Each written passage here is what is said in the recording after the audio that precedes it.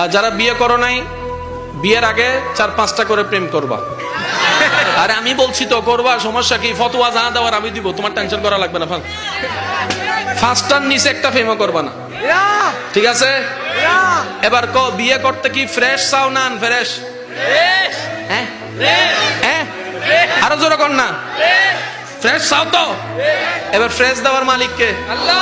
একজনে বিয়ের আগে 10টা প্রেম করছে, আমি কই কারে বিয়ে করবি? কই একটারও করতাম না। তো বিয়ে করবি কারে? কই 100টা খুঁজা ফ্রেশ দেখে একটা বিয়ে করবো। সে 1000টা খুঁজা একটা বিয়ে করছে, 6 মাস পরে খবর পাই তার বউয়ে 20টা।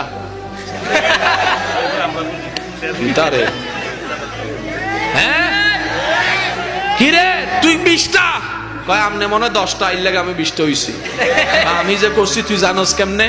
কয় আপনার আল্লাহ তো বলেছেন পবিত্রের জন্য রাখা হয়েছে পবিত্রকে, অপবিত্রের জন্য রাখা হয়েছে অপবিত্রকে। নিশ্চয় আপনি অপবিত্র, তাই পাইছো না অপবিত্র।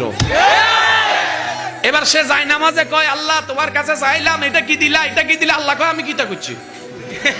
তুই কি কোরআনে আমার হুকুম শুনস নাই? আল্লাহ কি হুকুম বলে? যে আমি বলেছি পবিত্রের জন্য পবিত্র, অপবিত্রের জন্য অপবিত্র। এখন থেকে ফ্রেশ চাও না আনফ্রেশ? পবিত্র চাও না অপবিত্র?